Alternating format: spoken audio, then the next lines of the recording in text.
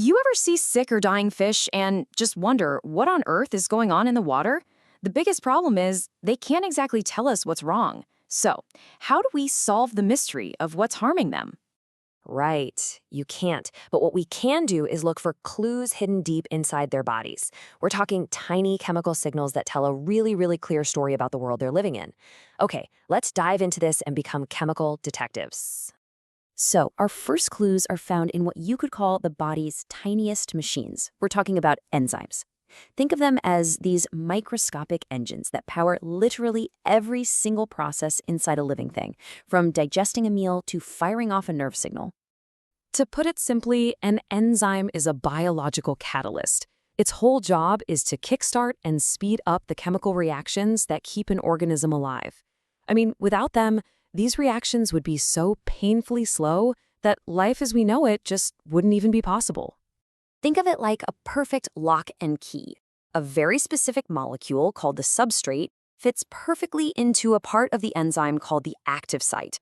The enzyme then works its magic, helping a chemical reaction happen, and it transforms that substrate into something new. And once the job's done, pop! It releases the new products and is immediately ready to go again. It's an incredibly efficient and precise little system. But, this perfectly tuned system, it's also pretty fragile.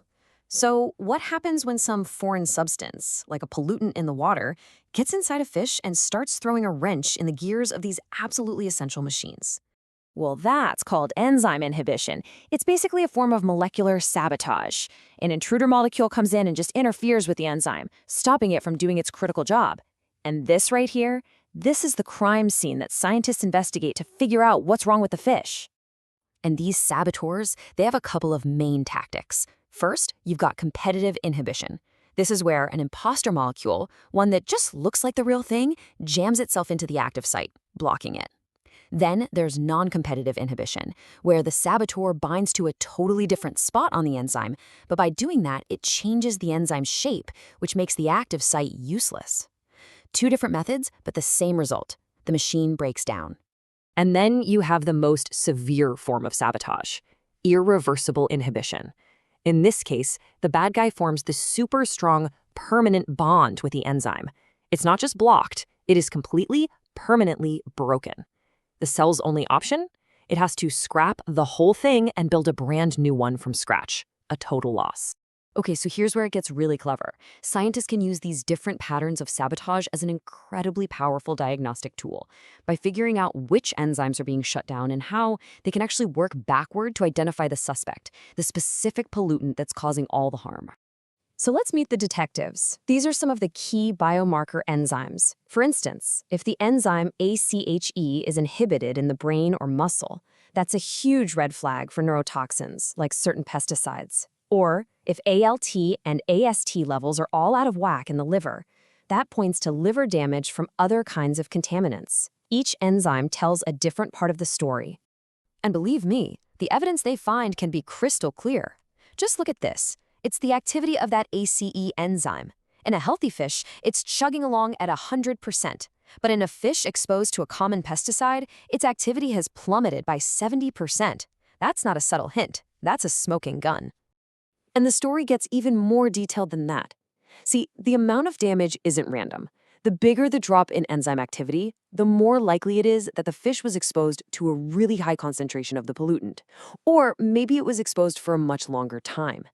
It tells us not just what the problem is, but also how bad it is. So when you start putting all of these chemical clues together, you can decode a clear, and often urgent, message that the fish are sending us about the health of their home. So how do the investigators build that final, rock-solid case? Well, a good diagnosis is never based on a single clue. They look for patterns across lots of different enzymes. They track recovery over time to see if the damage is temporary or permanent. They analyze that dose dependence we just talked about, and they even look at which tissues are most affected. It's all about building a complete, coherent story. When you boil it all down, it comes to this simple but really powerful truth. The health of these microscopic enzymes inside a fish is a direct biological mirror of the health of our rivers, our lakes, and our oceans. They are the sentinels, the ultimate early warning system. Their bodies are literally sending out a chemical SOS.